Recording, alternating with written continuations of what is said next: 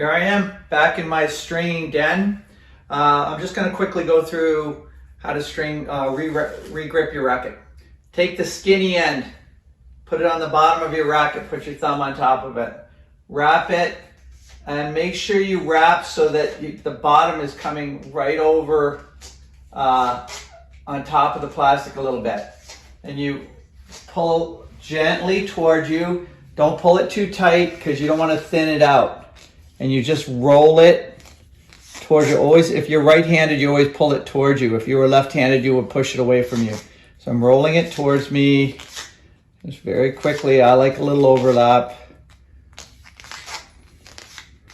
I'm not pulling it too tight because I don't want to thin it out because it won't last as long.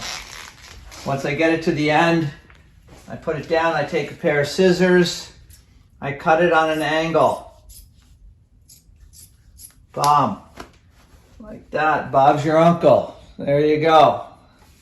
And I continue wrapping. And now, because I cut it on an angle, it lays nice and flat across the top of my racket. Then I take the piece of tape, which comes with the grip. Take the backing off. Put it on. Again, pulling it towards me. I like to get, there we go. Rub it down. New grip. Ready for the courts. Be ready. Be ready.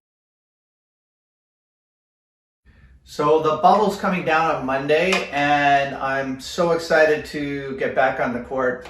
My rackets have been in the closet for the last 3 months, which is pretty much the longest time I've ever gone in my life without hitting a tennis ball. Anyway, I'm getting my rackets ready to get back on the court. I'm gonna cut the strings out of this one. The strings aren't broken, but if you do have a broken string or you want to get the strings out of your racket, here's a tip. Always start in the middle and work yourself out this way. And that will release the tension in the racket frame evenly so that your racket doesn't break. I've seen people just take out the mains and then take out the crosses. Very bad idea because it can warp the racket and it can break it. I have my strings ready. I've got NXT, Wilson NXT, which is a very, very soft nylon. I use 16 gauge string because I find it lasts a little bit longer. It comes in 17, which is what the pros use. It's a little thinner. And they don't really care if they break their strings. So for my main strings, I use a Wilson Revolve, which is a polyurethane string. It's much, much harder. It's like a piano wire. But I string it at a very low tension and I just like the way it feels and it lasts a very long time. So most likely you're going to break the main strings, not the crosses. Then I mount the racket on my stringing machine. And you know, in order to string a racket, you have to have a stringing machine. There's 3 different kinds. There's weight-bearing stringing machines, which are a little bit cumbersome. They do a good job, but they're a little bit cumbersome. There's the spring-loaded machines, which are much easier to use, but they don't do as accurate a job.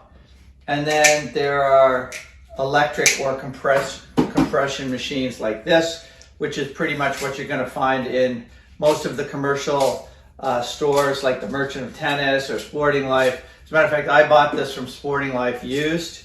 They're very expensive machines. They run about $8,000. So that's why you don't see too many people stringing at home with these. Once you have the strings out of your racket, I highly recommend that you take a little Windex or Sparkle and Shine, as the case may be, and spray it on your cloth and just wipe the racket down. We play on clay at the BNR, so it's really nice to get that clay and the clay dust off the racket. It will make your racket last longer because the clay acts like sandpaper and it will eventually wear your strings down. So I always like to wipe down the frame, get it nice and shiny.